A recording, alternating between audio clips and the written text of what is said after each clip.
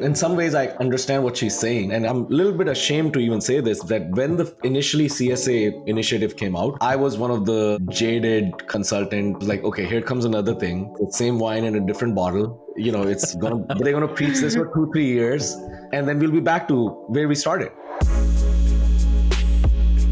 All right, we're live. Thank you for joining us, Rohit, and thank you for all the listeners who are tuned in or listening to this on your favorite podcasting platform. Today on the Life Sciences 360 podcast, we have Rohit Tyagi. Rohit is the managing partner of Sagax Team, a consulting practice that helps life sciences companies with IT projects, quality, and lab informatics projects. Welcome to the show, Rohit. Thank you, Harsh. Thanks for having me, and welcome everybody. And thanks for listening. Yeah, so I know we connected because we have a lot of mutual friends in industry, Merck, J&J, all the companies in Pennsylvania. I know you live in Collegeville, Pennsylvania, around that area. How did you transition from working in life sciences to starting Sagax Team? Well, yeah, it's a long version, but I'll give you the short version. So I worked in IT consulting for a long time. I think in my entire career, I only had one full-time job, and everything else I was always a consultant. And through chance, I got into the small to mid-sized biotech space. And that really interested me because it gave me a lot of opportunities for leadership and involvement with decision making, leading teams. And in general, I saw that there was a lot of improvements that can be made in consulting as such. And that's how I started the companies that, I wanted to bring some changes to how consulting companies engage with their clients. And as you're doing this with clients, how many years you've been around? Your company is. We started in 2018 as a business. Before that, I was just independent with the same. Okay. So like 4 or 5 years, you're almost on your fifth year now. What are some mistakes that you see companies doing with validation or IT implementations? What have you seen? Like, can you name top 2 or 3 that come to your mind? Yeah, well, okay. So, validation is our primary service. Especially when we started, we were only providing validation services. Some of the common mistakes, which are well known, is just not defining requirements properly, getting into it without really understanding what you're really trying to do. And then the second thing is, when you define requirements, you don't properly assign risk. And then you start treating everything with the same methodology for testing it, for validating it. And I think that's where the new CSA came in, and I'm sure we're going to get into that. But those were the common mistakes which are still being made. And in general, I sometimes feel that a lot of companies don't even understand what exactly validation means. They treat it as an event, not as, a state that a system has to stay in. So. That's a good way of putting it. I like how you put that. So the question I was thinking when you mentioned about the state and the event is, you said that people don't understand the validation role. I share similar frustrations working on different projects. What do you think is like the biggest misconception? Like, what do people think a validation analyst or specialist does? Because I've seen it being different in different companies. How has your experience been? One of the common ones, which I was just saying, that validation is a state and not just an event, is that very fact that you'll get a call. I want this statistical analysis tool validated. When can you start? And there's so many layers to unearth over there. And when you get into it, that's when they start thinking that, okay, you're making too much out of this. All I wanted is to be validated, right? So it's interesting because at the same time, we are trying as an industry to not make this a very well laid out project where it's taking months and months and months. But at the same time, there are certain things that you have to consider. A lot of times you don't even know if the tool has to be validated. Just because it's in a pharmaceutical company doesn't mean that it has to be validated. So intended use is so important to define what the intended use is. What are the users going to be using it for? Is it going to be used for any GMP purpose or submissions? Is the data going to be used for that? So there's a lot of things to look into it. And I think if you do that work up front, the final part, and here's, I think I'm coming to your answers, validation is not simply testing. Testing is a part of it. And that's where a lot of things, I think one of the largest misconception is that a lot of people who are not involved with it directly think that it's just testing. Right. It's definitely way more than testing. It includes the entire business process. Testing is a very small component. So what I'm curious to know, and again, this is just so I can learn because I'm also working on similar projects with clients.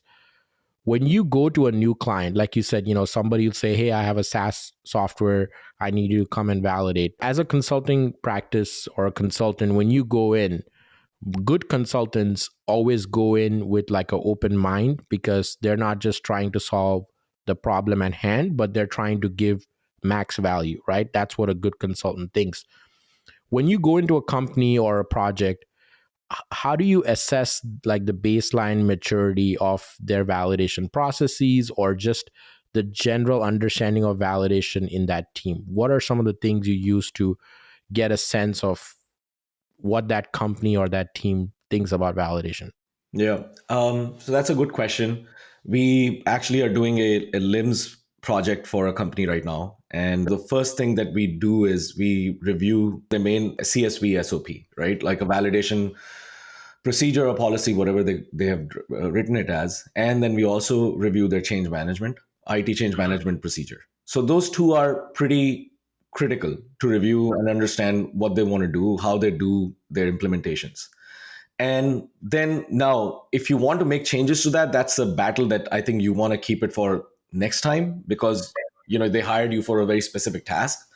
But that's where a good consultant, I think, can make a difference is where they are skilled to communicate that, hey, you know what, we're doing this project, but you may want to consider revising a few things because I think we might be doing a little too much, or we're not addressing certain things that we could probably leverage either from a vendor or from your previous, if you had done some implementation in the past, if the vendor had already executed some test scripts but you never used them. Like in this case, that was what happened. The vendor had already done a bunch of stuff a couple of years ago, but in small companies, you see great case studies where it's not everything is just, I wouldn't say hodgepodge, but you'll see just interesting cases that you've never seen before. Right. Somebody started the project, but then he or she got another job, left the company. Now that thing is an orphan project. You come Yeah. in, you inherit it. So how can you still utilize some of that information? I think a skilled consultant can really leverage and provide some benefits. Right. Yeah. And smaller companies are trying to do more with less. It's not their fault. They're a lean team. They have a lot of things going on. It has its plus and minuses. I've worked in many small companies. Sometimes they can be fun because you can get to talk to all the decision makers, get to work with people more closely. Versus if you're working for a big pharma, you can't even have a meeting with all the people in the same room because half of them are in other time zone and whatnot. So yeah, it has its plus and minuses, but I see what you're saying. I want to talk about validation regulations, right? And the reason why I said this, I'll tell you a funny story. I was talking to one of the clients that I work with, and something came up about CSA, and I said, yeah, have you read this? What are your thoughts? Blah, blah, blah. I said, yeah, I've read it. What do you think about CSA? I asked her, and she said, I've been doing CSA for 20 years. And I couldn't stop laughing. She's like, don't ask me.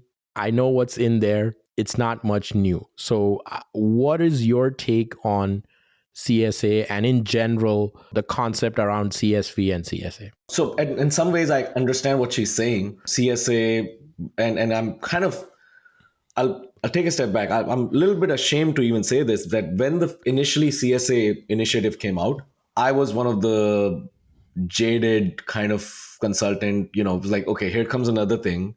Mm-hmm. It's the same wine in a different bottle.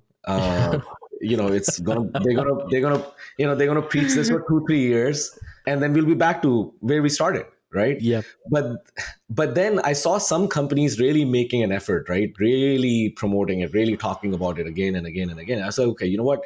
As an industry leader, it's our responsibility to actually get behind this. And the difference is that it's the first time that the FDA, first of all, has openly come out and say that, look, we support this. We don't just support this, We are encouraging you to do this, right? And secondly, they've given some framework. Initially, it was very theoretical, right? Everything was theory, that do it risk based. We don't, GAMP 5 categories, but they're so, I mean, up to people's interpretation. And even now they are, but they've given some framework. The biggest place where I feel you can save time is the whole unscripted testing part Right. and different types of testing. Whereas earlier, there was no framework for that. You can say risk based, but when it came time to doing the project, they would always default to the most risk averse method.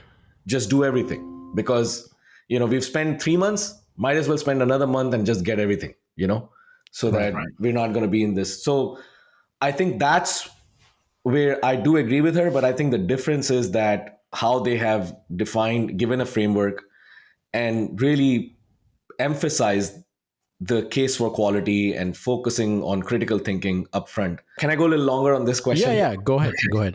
So I was at the latest Ken X conference, right? And I was sitting with some engineers from CAI. And, one guy over lunch, and he joked, he said that, look, there's nothing groundbreaking that we're sharing here, right? Hmm. We've been talking about this for actually 15 years, right? Right. 15, 16 years. And he says that, but it's just that our industry loves paperwork so much that soon there will be a flow chart on how to do critical thinking. Exactly. Yeah. Step one, think this. Step two, think that. Yeah. Step three, think this, and then that will become like a standard document.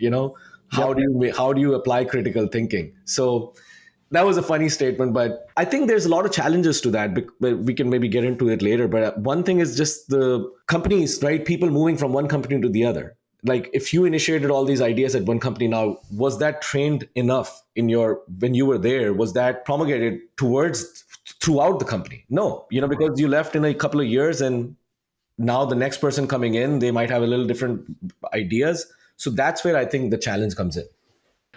Yeah, and as you were explaining this, it reminded me of the topic of gray area, right? Because you said that the CSA guidance goes a step further. And I kind of agree with what you were saying because it has examples of systems or types of systems and what sort of approach is expected for that. We haven't seen that from past FDA guidances. So Exactly. I like that a lot about the CSA guidance. But what I want to ask you is, in general, there's a lot of gray area. Like even if you talk about, let's say, 21 CFR Part 11, I have yet to see like one project where I can go in and everyone in that room understands what Part 11 is. Like Part 11 has been out, I don't know how long, 90 Eight. something, sometime in 90s it came out, Yeah. 97. So even that guidance or that regulation that has been around for so long hasn't changed much, but there's still a lot of gray area. So when you are working on projects with either your team, consultants that you're training, or with a client, how do you handle those conversations? Because everyone can interpret the word written in a regulation or a guidance differently, right? So how do you bring everyone to a common path if you are in a very challenging conversation around validation regs? Yeah. Fortunately, we have not had very challenging situations. I mean, I can count a few occasions where somebody would not understand what an audit trail is, and Yeah. they would argue, or they would think, there would be a discussion that, a system log is not an audit trail, for example, right? Hmm. It's keeping a log of what happened, who's logging in, who's logging out, audit trail is related to data. And again, 21 CFR Part 11 also is related to data that can be part of submissions, or that, let's just say, is considered GXP through any definition, right?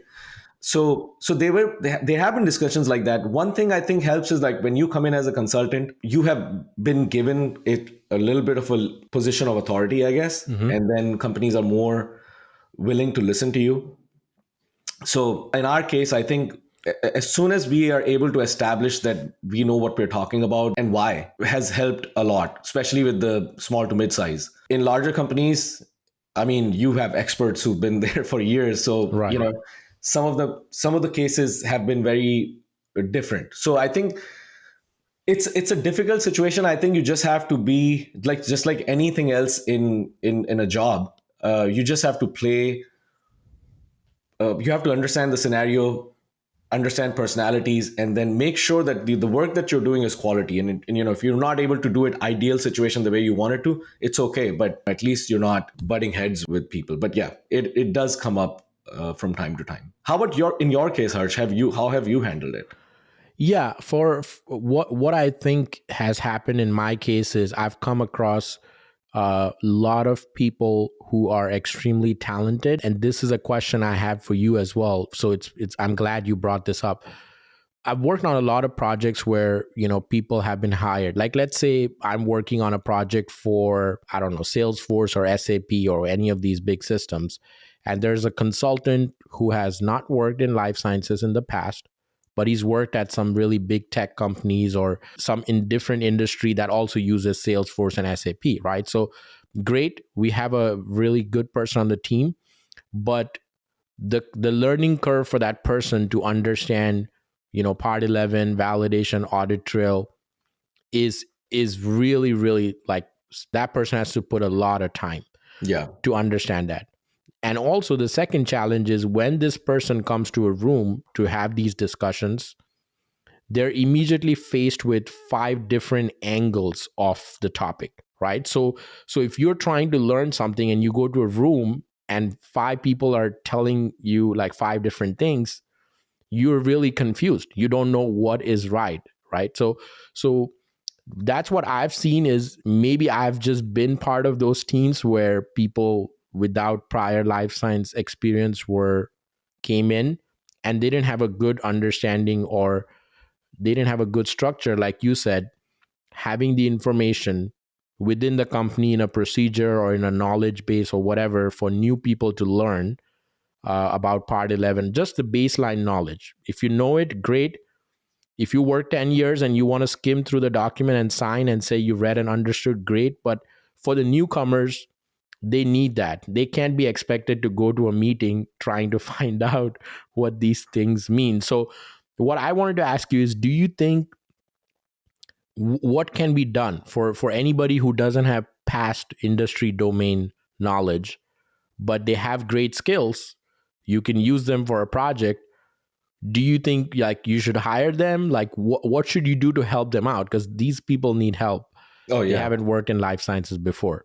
Absolutely. I think we should definitely hire them. And I think it's a skill that can be cross-trained in time. Can you teach someone coding in like 3 to 4 months? Probably not. But can I teach somebody the basics of, although I do agree with one thing. A lot of the knowledge in our industry in this field, right? It's not theoretical, it's not taught. It's just caught, like it's not taught, it's caught Yeah. over time, right? Over Yep. being in different scenarios, different types of situations that you've been in, and then it just presents a new scenario to you and you're like, wow, okay, you know what, that's why we should do this going forward. And you learn this a lot working with instruments, because you know usually instrument software are the, you know, they they're just there, like, you know, they've Yeah. been made Yeah. by people who are not considering part 11 at all. They were just making a something that just runs a test, no consideration of data, right?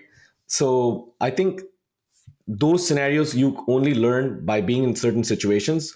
But you know, I'm definitely a big proponent of somebody who's technically very savvy, to bring them on, because they bring an element that sometimes people who are not very technically skilled don't bring. I'll give you an example.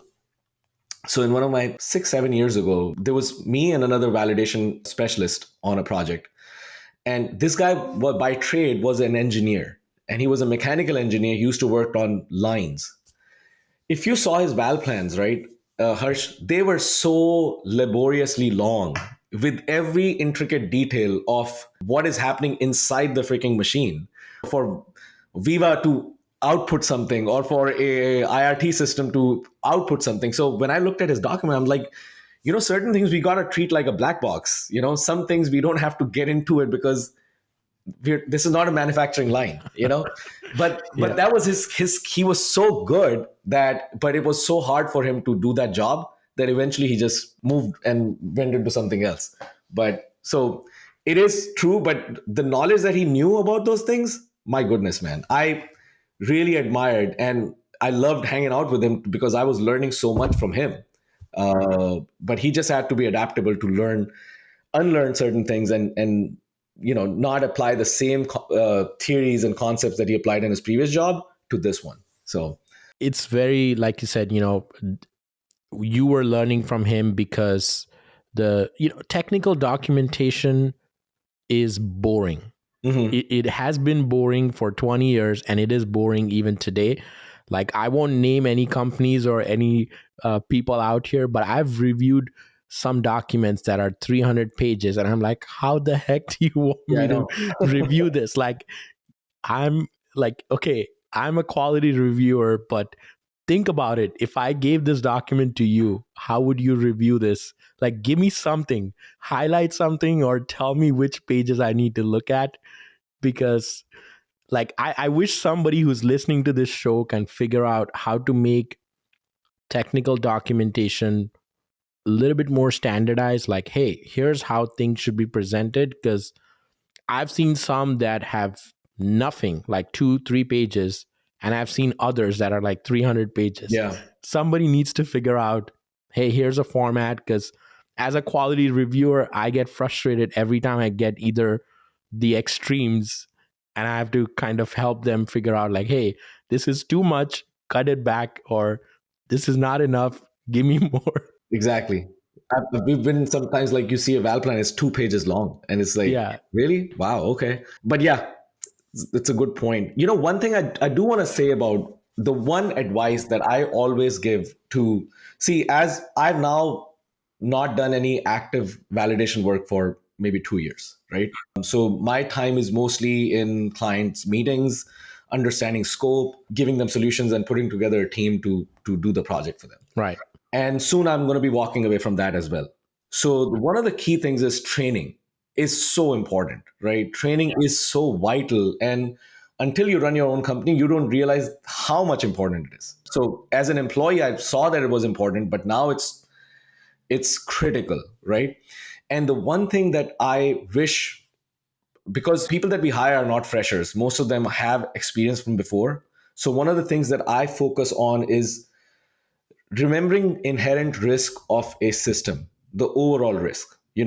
Before you get bogged down by each functionality, never forget the overall risk of the application. Sometimes the whole application might be very low risk because of its intended use, you know but if you get lost into a functionality, and this functionality has a complex calculation or whatever, and it could be wrong, doesn't mean that now you shift your focus and start testing the heck, start validating the heck out of that few. Remember, the overall risk is so low that you don't have to, even if there was a mistake, what you should be focused on, if there is a mistake, if you find out, what are the downstream checks that can identify it and correct it, and what are the actions needed to be taken to correct it. And if those things are well established, then that's what you define. So just not losing sight of that, where I feel like sometimes in our industry people can get lost on that and spend a lot of time doing something that is not, I don't find it to be that high value for the client. Right, right. And especially, with the amount of SaaS applications that are coming into the life sciences space, right? Based on which application you're using, if you have to do the initial implementation, then you're going to have to do some regression testing or impact analysis every time the software provider does an update after 3 or 4 months. How have you seen? Because if you're using any of these SaaS tools, you're doing at least 2 or 3 change Yep. controls every year, Yep. based on the frequency. How do you have any tips for consultants and companies to manage these 3, 4 cycles every year? Absolutely. Absolutely. So it's not my idea. I learned it from someone. And when I first learned it, I'm like, dang, why didn't I think of that? That's genius, right? You don't have to keep opening something up. The first one, my favorite, is just have one change control per year, and just define in that change control the different releases that are anticipated this year, and what are your tasks that you're going to do. And then you don't have to route it for approval. You already know the inherent risk of these releases less. So that's a tip that I know some companies have already been doing it, which is a great idea. Leverage vendor documents. They always provide vendor testing. They test everything thoroughly. So leverage that and always keep a full configuration file. And this doesn't even have to be a control document. This is another key thing I want to talk about is that your main config file, right? For let's say Viva, if it should be enough control that nobody can change it. So maybe Mhm. you put it in box, maybe put it in a document management system.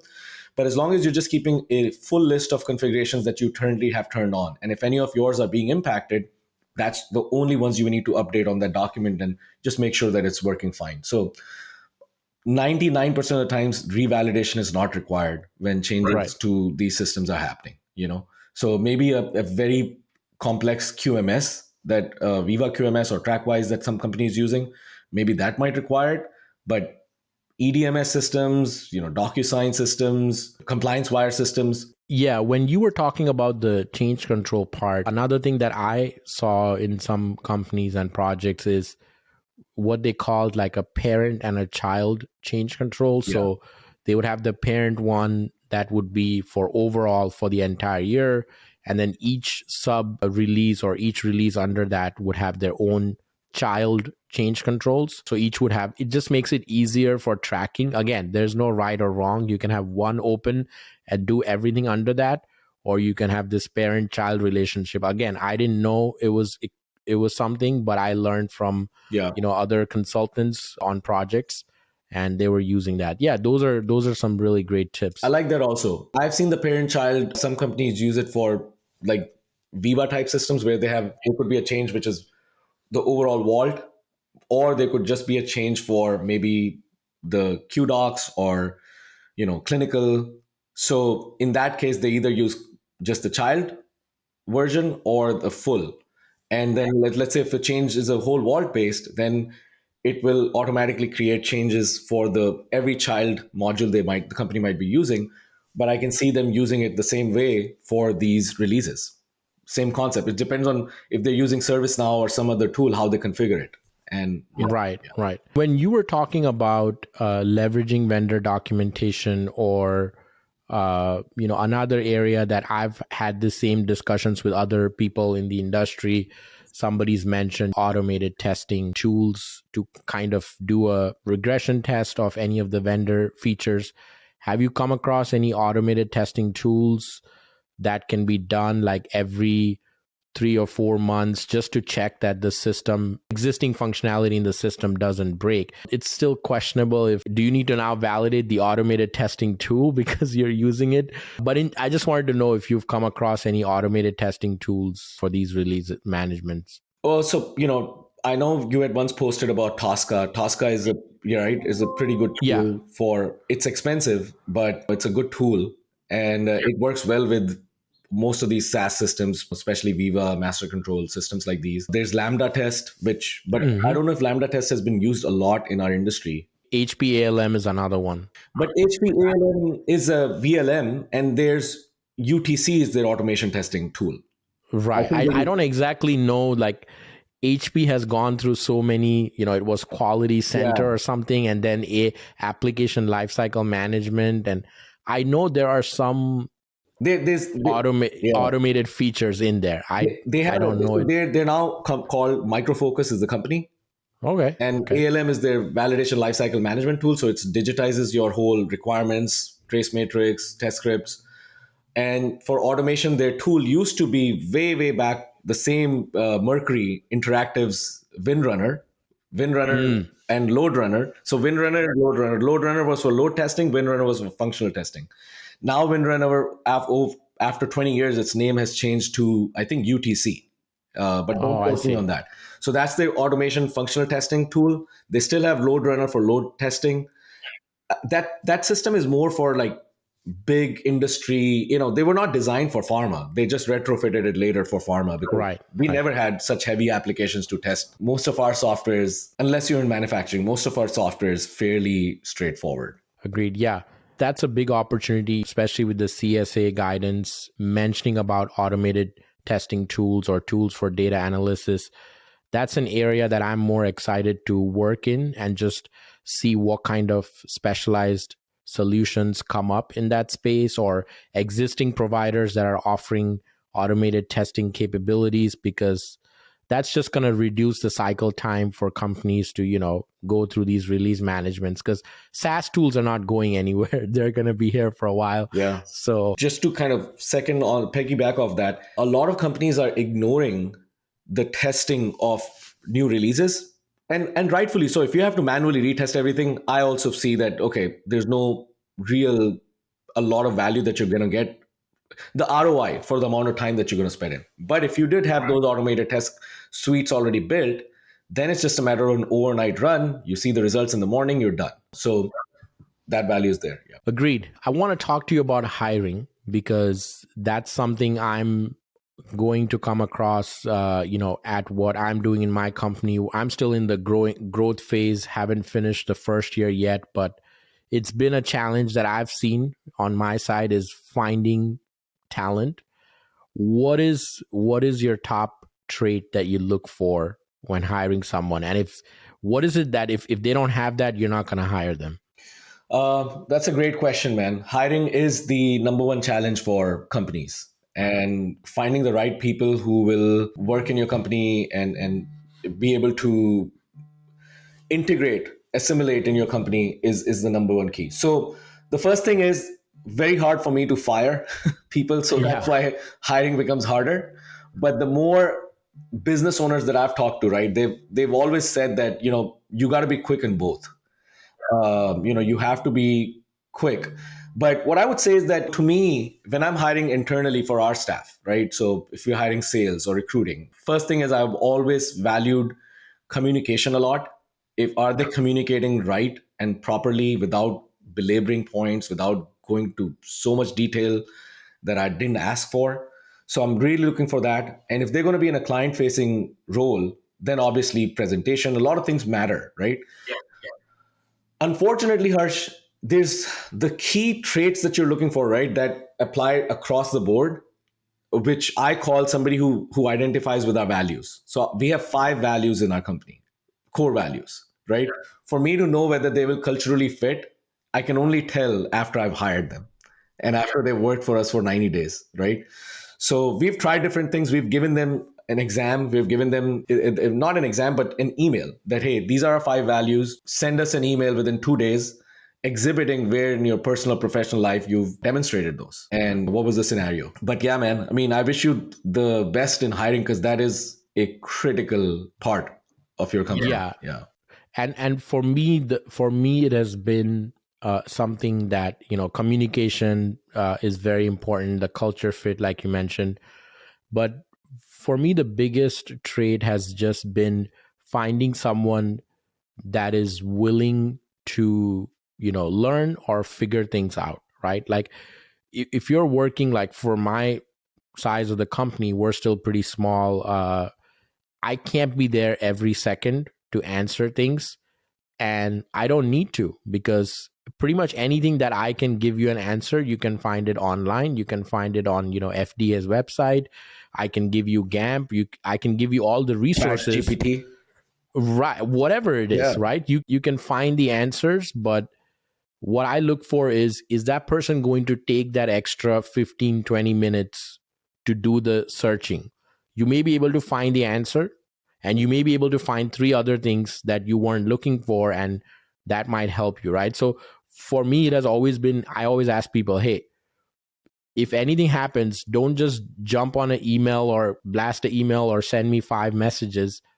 Make an attempt, see what you can find. If you're not able to find something for half an hour or an hour, then I'm always here to help you. But that has been something that I always look for, is, are you going to learn and figure things out, or you just need somebody to always give you a prescription, like, go do this, go do that? Yeah.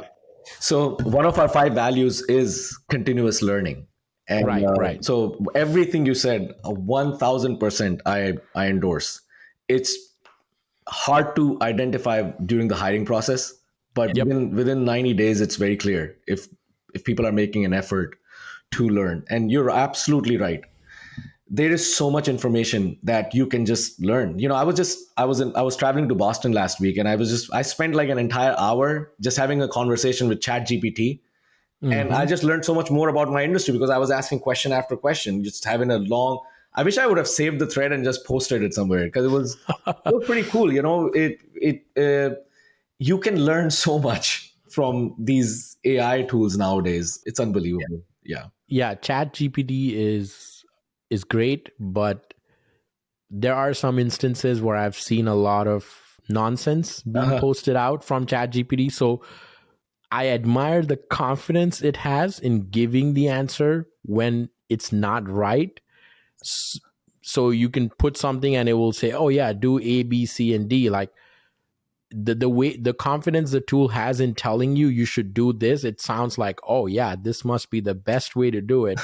But it's, again, take it with a grain of salt. It's great tool for brainstorming, but if you're looking up what a regulation means or something, don't just solely rely on Yeah. Chat GPT, because it's a slippery slope. It could take you down a different track Yeah. You and have to ask the right. misleading Yeah, information. yeah. Yeah. You got to have the right. I saw somebody's post today, like prompting, and Yeah, yeah. you know, that was I didn't know, but I was doing prompting, and but I didn't know that it's called prompting. But that's when I was getting the best results out of it. Is that when it was more like a conversation, building up on one sentence to the other, next question. Well, what about Yep. this? What about that? So it's pretty cool. It's like you're chatting with someone.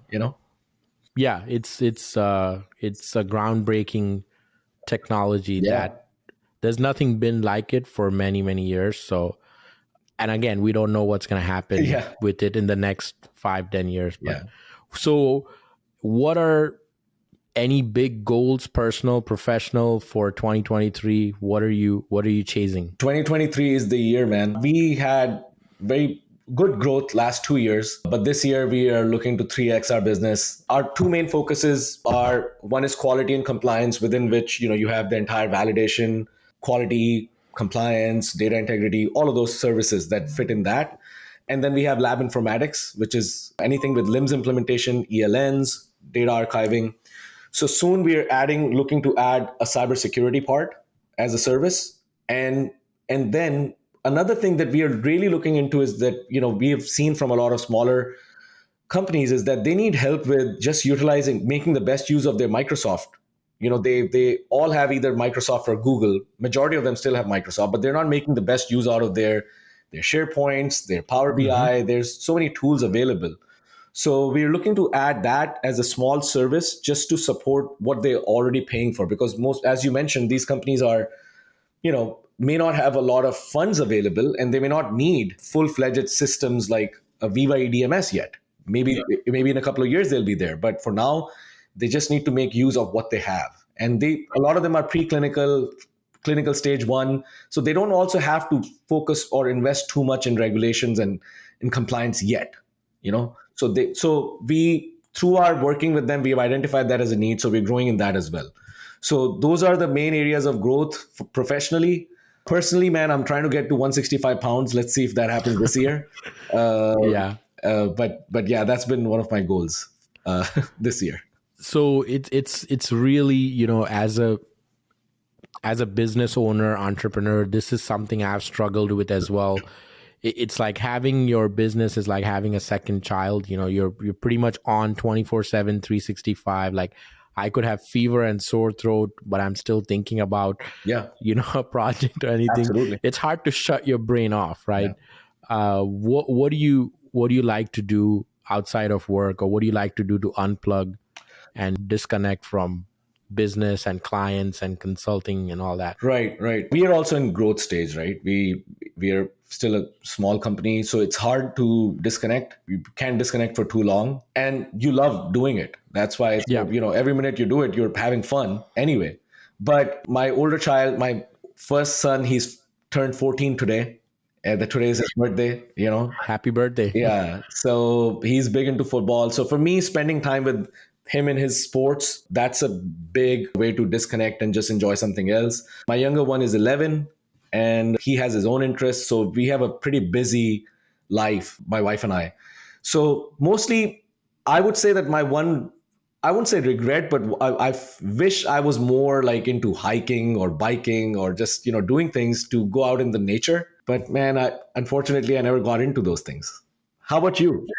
I wouldn't say I got into it, but I had some fun doing that when I was in Seattle. Okay. And by the way, like Seattle is just amazing Yeah, outdoors, it is. uh, for hiking and going to like Mount Rainier or Lake Chelan and all these places. So I wasn't much into it, but pretty much everyone in Seattle was big outdoor person, and that's where I started going out, just disconnecting. And you're kind of taking these hikes, or you're going to see a lake or whatever, and you have no cell phone service, right? So that's the biggest thing. If I'm going there for like 2 or 3 hours and I have no cell phone service, like I can't even take my phone out every 15 minutes because there's nothing Yeah, on there, right? So it that's forces you to great. just like, yeah, forces you to just like Connect with stop nature. thinking. Yeah, Yeah. So I'm not much into it, but I would say that when I was in Seattle, I did do a lot of outdoor stuff. But then since I had my son, he's now 2 years, like we haven't really gone out much, but maybe as he grows older, we'll try to go. We go for walks and stuff, but how old is he not, again? he's 2 years Two now. years He Okay. turned, yeah, yeah. Okay, great age, man. So Fantastic age. yeah, so I spend a lot of time with him, just indoors, playing, reading, stuff like that. But as he grows, he likes to be outdoors. He likes to, now he's starting to go on his bike and he likes to go out and walk. So we do that. Nothing crazy like hiking or climbing or anything like that. Maybe in the future, Yeah, who knows? biking I think is a great thing to do. I mean, when I was a kid, I could bike for hours, right? I'm sure in Yeah. India you could just bike and bike and bike. Maybe I'll pick that up, but so far I'm with you, man. I mean, it's every minute is something about the business. There's thoughts going on, and I think it should be like that, because you're kind of building the foundation of how you wanted this to grow this. So I think it's really important. Yeah, but great, man. Where can people find you or connect with you after this show if they want to bounce off ideas or work with you? Absolutely. So my number one place is LinkedIn. I have not really explored other social media too much, but I do have a Twitter page that I can drop, somewhere on this, and Okay. and a Facebook page. But LinkedIn is my go-to, so that's the place. And you can always visit us on our website, sagaxteam.com. If you click the contact us button, all emails, come to multiple people, but everything gets copied to me still. So um, we'll be happy to get connected with you guys. All right. Any final thoughts you want to add before we wrap this up? I would just say that if you are considering a career in this, I think it's a good field. I think you'll get a lot of exposure, learn a lot. If you're someone who's looking to start a business, I think this is the best time to take that leap, because our just economy is supporting that, the whole industry is supporting that. And yeah, lastly, I would say is that give pharmaceuticals a chance. Yeah. Yeah. It's a great industry to work in. I've just learned so much in the last, 20 years, going to school, internships, jobs, everything. It's just a great industry. The thing I love is there's like this intersection of science and tech in what we do. So it's very hard to get that if you're just in a tech company or you're just in science. But our roles, what we do, has this intersection of science and tech. So you're always learning new things. And that's why I love about, yeah. So if anyone's interested in coming into life sciences in this area, if you are tech or non-tech, doesn't matter, you're gonna have fun. This industry is not gonna stop growing ever. So Absolutely. Well, thank you so much, Harsh.